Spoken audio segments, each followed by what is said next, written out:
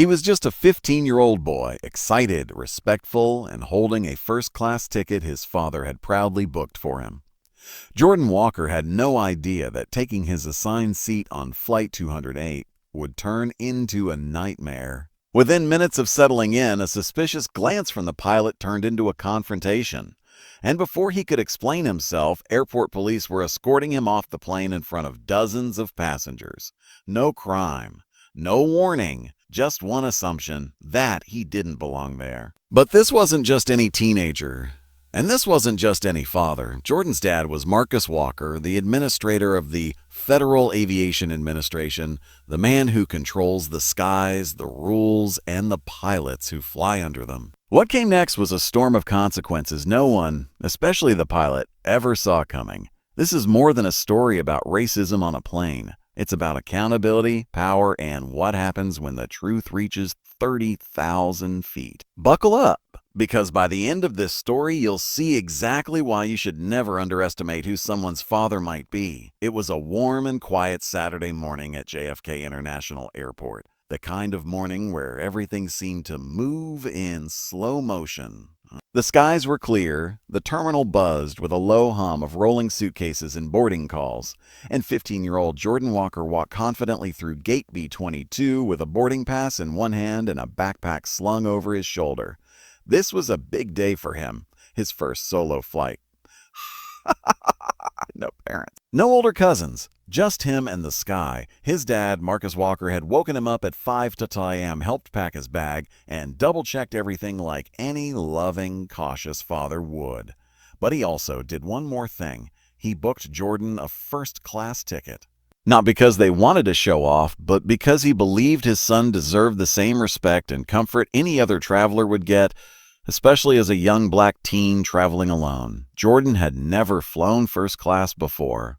The moment he stepped onto the plane, his eyes widened slightly at the plush leather seats, the wide armrests, and the quiet calm of the premium cabin. It felt like a different world from the back of the plane he was used to. He found his seat, 2A, right by the window, and smiled to himself. He sat down, put his backpack under the seat, popped in his earbuds, and stared out the window, imagining all the things he and his cousins would do in Atlanta. Basketball games, backyard barbecues, maybe even Six Flags. This summer was already off to a perfect start, or so he thought. About 10 minutes later, the cabin door opened again. A tall, middle-aged man in a crisp pilot uniform stepped on board. His silver wings gleamed against his navy blazer, and he carried himself with the kind of swagger that screamed authority. As the pilot walked past the rows of first-class seats, his eyes landed on Jordan. He stopped. Without even blinking, he turned to face him. "Are you sure you're in the right seat?" a pilot asked, his tone curt, almost accusatory. Almost accusatory. Jordan looked up, surprised. He pulled one earbud out. "Yes, sir." "I'm in 2A, he said politely, holding up his boarding pass. The pilot's eyes flicked to the ticket in Jordan's hand, but didn't bother reading it. He didn't move closer to take a look. He didn't even ask to confirm it. Instead, he turned toward the nearby flight attendant and gestured with his head. "We've got a problem here. Get the gate agent." And call security. Jordan sat up straighter, his smile disappearing. "Wait, what? Sir, I have a ticket." "My dad booked this seat. It's right here." The pilot ignored him. The gate agent reappeared quickly, looking confused. The flight attendant whispered something to her. She glanced at Jordan, then back at the pilot. Jordan could feel the eyes of the other passengers start to shift toward him. He noticed a man in 3B lower his newspaper. A woman in 1C leaned to peek past the curtain. Then came the voice over the cabin speaker. "Ladies and gentlemen, please remain seated. We have a brief delay while we resolve a seating issue. I have the right seat, sir, I promise. It says 2A. Please, just look at my ticket." And Jordan's voice cracked slightly. Not out of fear, but out of confusion and embarrassment, he held the ticket higher. The pilot didn't even glance. Within 2 minutes, 2 uniformed airport police officers boarded the plane. Jordan's heart pounded as they walked down the aisle toward him. "Sir, we need you to come with us," one officer said. Jordan blinked. But I didn't do anything. This is my seat." "Just step off the plane, son. We'll talk outside," the officer said more firmly now. Jordan looked around helplessly, searching for anyone, Any adult who might say something, speak up, or just ask a question. But no one said a word. They all just stared. He stood up slowly, his legs suddenly heavy. He grabbed his backpack and followed the officers off the plane. He didn't cry. Not yet, but his cheeks were burning red and a tight knot had formed in his throat. Just outside the gate, he tried again. I swear my dad booked that seat. He always flies first class and he wanted me to have the same experience. The pilot, standing behind the officers, scoffed. He's just a kid who wanted to sneak up front and pretend. It happens. One of the officers raised an eyebrow. He had a boarding pass though, right? I didn't check it, the pilot said quickly. The officer turned to Jordan. You got your your ID. Jordan nodded and handed it over along with the boarding pass that clearly read, Jordan Walker Seat 2 of first class. The officer looked at it, then back at the pilot. The pilot didn't speak. His arms were folded. Jordan, now standing in the middle of the terminal walkway, felt smaller than ever, humiliated, powerless. But somewhere deep inside, he also felt something else. A spark of anger, not loud or aggressive, but quiet and steady. He took out his phone, scrolled to his favorites, and called the one person who always had his back. It rang once, twice. Then a deep, calm voice answered. Hey, champ, you at the gate? Jordan didn't wait. Dad, they kicked me off the plane. They said I don't belong in first class. There was a pause. Then the voice on the other end replied, Stay where you are. Don't say another word to them.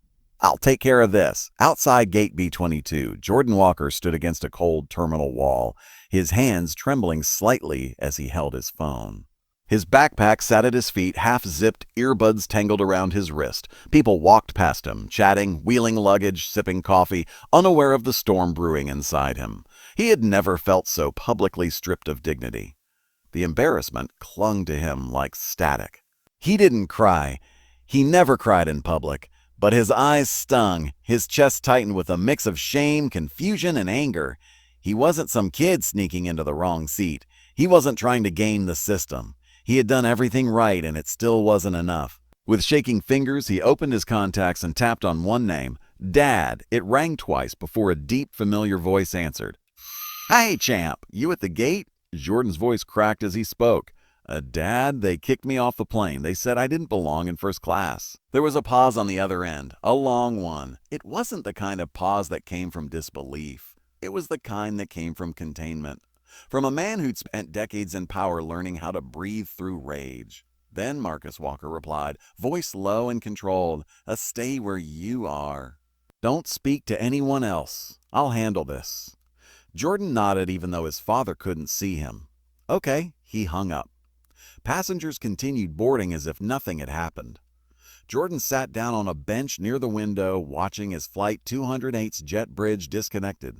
The plane that had just humiliated him was rolling away. He felt invisible and yet exposed at the same time. 1,000 miles away in Washington, D.C., Marcus Walker set his phone down slowly. For a moment, he didn't move. His home office was quiet, no TV blaring, no assistants buzzing, just a silent storm building behind his sharp, focused eyes.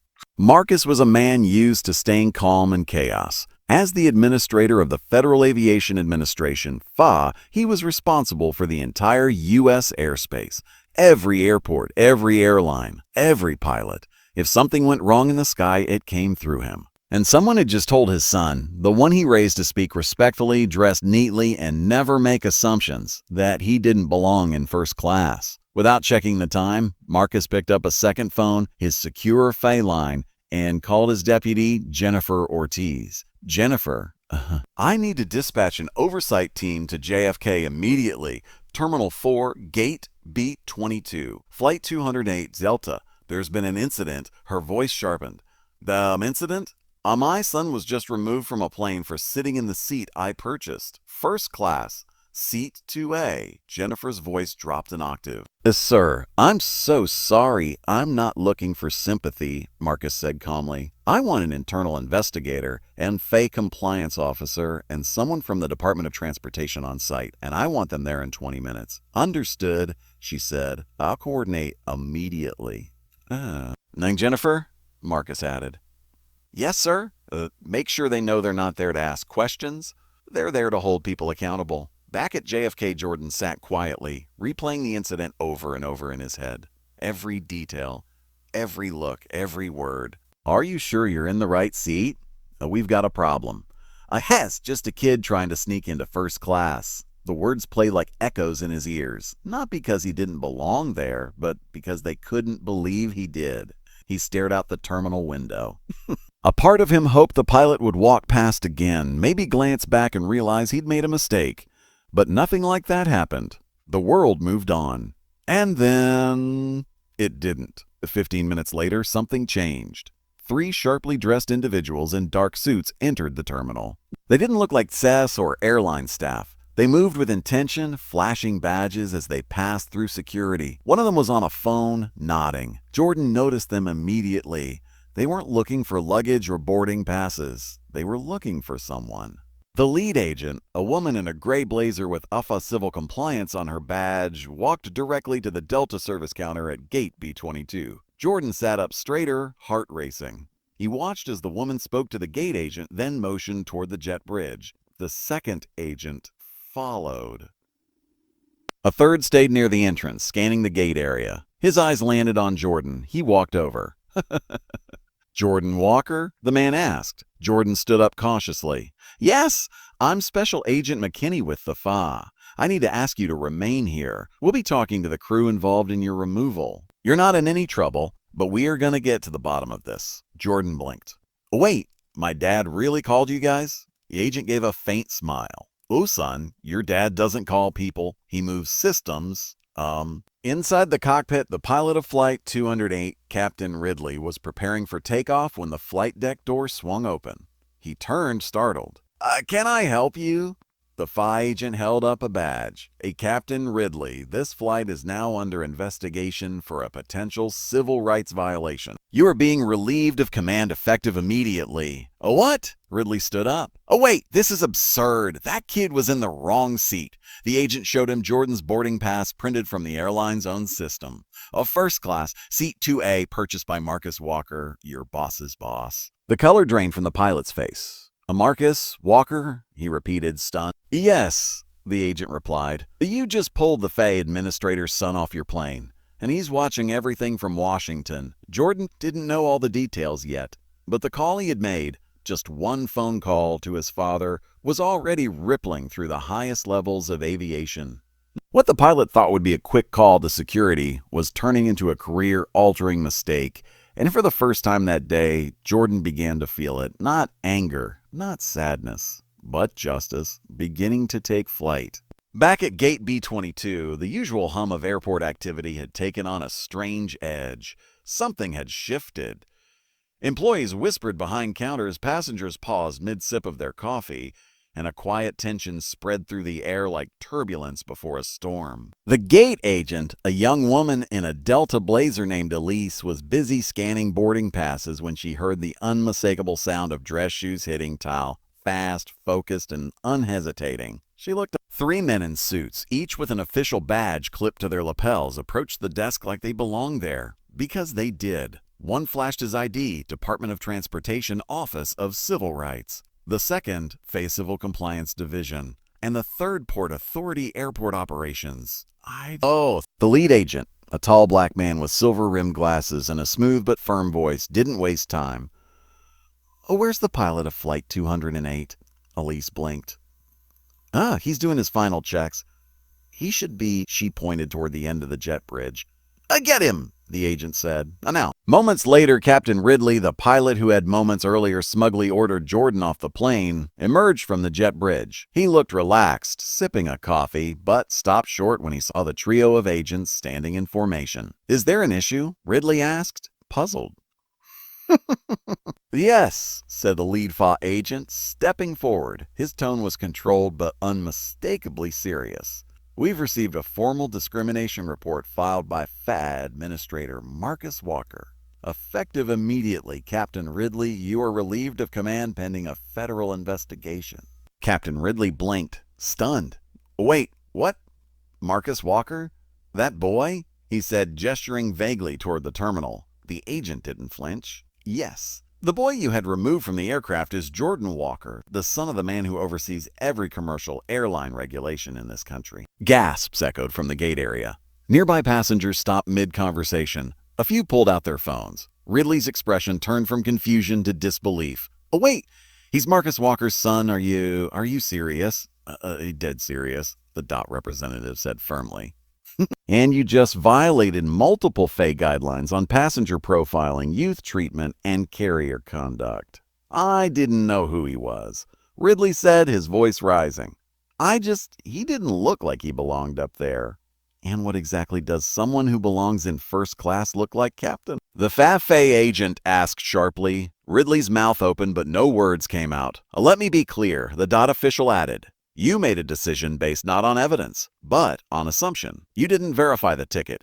You didn't check passenger records. You had security remove a child alone from his rightful seat, not because he violated any rules, but because you thought he didn't fit the profile. That's called discriminatory conduct." A beat of silence passed. The FAA agent continued, "You are now under official review by the FAA and the Department of Transportation. If found guilty of civil rights violations, you could lose your license and your position. You'll be notified of your hearing date within 48 hours. "Why? You can't be serious," Ridley stammered. "I've flown for 23 years, and in 23 years, you should know better," the Port Authority officer cut in. "We're being escorted off the premises. Turn over your credentials." Passengers standing nearby watched in shock as Ridley slowly removed his ID badge and handed it to the agent. His hands trembled, not from fear of physical danger, but from the sudden realization that his career might be over. Not because he made a mistake, but because he acted on bias, and this time, the person he targeted had someone powerful in his corner. Jordan watched everything unfold from a bench just a few feet away. He saw the agents. He saw the pilot's confused, then panicked face. And finally, he saw the same man who had yanked him off a plane being escorted away. The irony wasn't lost on him. Passengers near Jordan began murmuring. "Wait, that's the kid? No way. That was his son?" Good, that pilot had no right. Jordan didn't smile, but inside he felt something shift. A weight began to lift, not fully, but enough to breathe. The agents didn't stop with the pilot. They turned to the gate agent, Elise, who looked pale. "Did you verify the boy's boarding pass?" the FAA investigator asked. "Easy." "I didn't," she admitted. "The pilot just said there was a problem and asked me to call security. Going forward, you are required to follow verification protocol, not verbal orders based on suspicion. We'll be including your conduct in the review. Expect a compliance interview within 72 hours.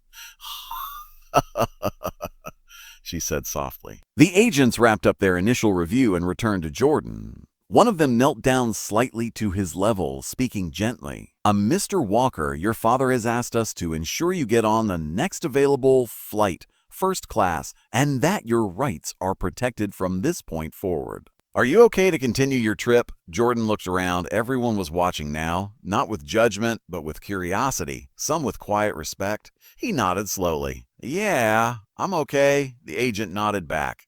"Good, we're staying until your plane leaves. You're not alone." As Jordan was rebooked onto a new flight with FAA officials accompanying him through boarding, something finally clicked in his heart. He had always known his father was powerful, but now, for the first time, he saw what real power looked like, not as revenge, but as restoration. A calm, focused force that didn't need to yell or make a scene. It just showed up and changed the rules. And for Captain Ridley, the turbulence had only just begun. Though Captain Ridley had been relieved of command and escorted off the premises, the investigation had only just begun. Inside a secure FAA review room just miles from JFK, a team of investigators and data analysts began digging through digital archives, passenger complaints, surveillance logs, and historical incident reports tied to Flight 208's usual routes. What they uncovered sent chills down the spine of Deputy Director Jennifer Ortiz, who oversaw the Civil Aviation Oversight Division. At first glance, Captain Ridley's record appeared clean. A veteran pilot with over 2 decades of flight time, glowing performance reviews, and a steady history of promotions. But deeper analysis prompted by Jordan Walker's unjust removal revealed a disturbing pattern, one that had been buried beneath bureaucracy and conveniently overlooked paperwork. A black businessman escorted off a Miami-bound flight in 2021, allegedly for causing discomfort to a passenger seated beside him. No clear evidence of wrongdoing. A Latino mother with 2 children moved from first class to coach because the pilot had needed the seats for medical staff who never boarded. A Nigerian student questioned about a forged boarding pass that turned out to be legitimate, just printed on an older format. 2 more cases involved vague notes from crew logs referencing unusual passenger behavior, all involving people of color, none ever documented with formal misconduct. 3 of the passengers had filed complaints. 2 were settled quietly. 1 never received a response. But now, all of them were coming back to light. Washington, D.C. FAA headquarters in his corner office overlooking the Capitol. Marcus Walker stared at the open report file on his encrypted tablet. The screen glowed with case numbers, passenger names, flight dates, and annotations that painted a picture too familiar and far too painful. He took a slow breath, then picked up the phone. Jennifer, he said when his deputy answered. Reopen those cases, every single one. Pull the archived voice logs, cabin footage, crew messages, whatever you need. Yes, Administrator, she said immediately. Do you want public statements issued? Not yet, he replied. We're not making noise. We're cleaning house, quietly. Permanently, he paused. He paused. I'm Jennifer. If anyone covered this up, I want their names. I don't care what uniform they wear. Yes, sir. He ended the call and sat in silence for a moment, thinking about his son, about how proud he had been that morning, boarding a plane on his first solo trip. How that pride had turned into shame, and how shame had now ignited something far more powerful. This wasn't just about Jordan anymore. It was about every passenger who had ever been told, without reason or recourse, that they didn't belong. Back at JFK, a very different flight Jordan had been rebooked on the next direct flight to Atlanta, this time with an FAA escort ensuring no issues. When he arrived at the new gate, something felt different. It wasn't just the ticket in his hand or the new boarding pass printed with his name and seat in bold. It was the way people looked at him. The gate agent smiled warmly and offered him a bottle of water. Mr. Walker, we're so sorry about what happened earlier, she said. You'll be pre-boarding and the crew's expecting you. He nodded shyly. As he stepped onto the plane, the entire first-class crew stood near the door. Captain, first officer, lead flight attendant, all waiting. Their expressions weren't fake or forced. They were human, honest. Embarrassed on behalf of someone else's failure. The captain, a woman in her 40s with kind eyes and 4 stripes on her epaulette, stepped forward and extended her hand. Mr. Walker, she said, welcome aboard. I want to personally apologize for what you experienced earlier. That never should have happened. Not to you, not to anyone. Jordan hesitated for a second, then shook her hand. Thank you, ma'am. She leaned in slightly. We're honored to have you with us today. He smiled, a real smile this time, one not weighed down by humiliation. As he settled into his seat, ironically still he pulled out his phone and texted his dad. Jordan got on. Everyone's being nice. Thanks, Dad. A second later, the reply buzzed in. Marcus, you earned that seat. Don't ever forget it. Meanwhile, the pilot faces the past. Captain Ridley sat alone in a small interrogation room in an administrative building attached to JFK. The FAA compliance officer across the table opened a folder and laid down printouts of past complaints. One by one, flight logs, witness statements, crew messages. Each time Ridley tried to defend himself, the officer cut through. "We never verified that boarding pass. You instructed security without checking protocol. You settled a complaint with a non-disclosure agreement," Ridley stammered, trying to deflect, but it was useless. The data didn't lie anymore. What had been excused as a miscommunication or a misunderstanding now looked like a clear pattern, a legacy of quiet bias masked by authority. And now that legacy was collapsing. Back in the sky, Jordan looked out the window as the plane lifted off, clouds drifting beneath the wing. He didn't know the full extent of what was happening behind the scenes. He didn't know about the buried complaints or the reopened investigations. All he knew was that this flight felt different. Not just because people were nice, but because they knew his name. Not as a VIP, not as the FAA Administrator's son, but as a kid who had been wronged and had the courage to speak up. And now, the whole system was listening. A week after the incident, the story that had rocked Flight 208 became something the entire country couldn't stop talking about. It started with a video, short, raw, and impossible to ignore. Captured by a passenger seated just a few rows behind Jordan, the footage showed the moment Captain Ridley's cold voice echoed through the cabin, ordering security to remove the teenager. The video caught the stunned expressions of nearby passengers, whispers rippling through the rows, and Jordan himself, calm but clearly shaken, quietly clutching his first-class boarding pass.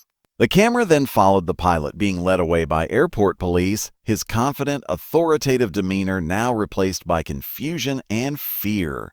The caption beneath the video read, "A teen kicked off flight. Turns out his dad runs the skies." Within hours, the video exploded across social media platforms. It was shared millions of times. News outlets picked up the story. Talk shows debated the issues. People across the country expressed outrage, support, and hope all at once. Jordan Walker was no longer just a 15-year-old kid on a solo trip. He had become a symbol of how quickly injustice can be exposed when someone refuses to stay silent. The national spotlight the following day, in the gleaming halls of the FAA headquarters in Washington, D.C., Marcus Walker stood before a sea of cameras and microphones.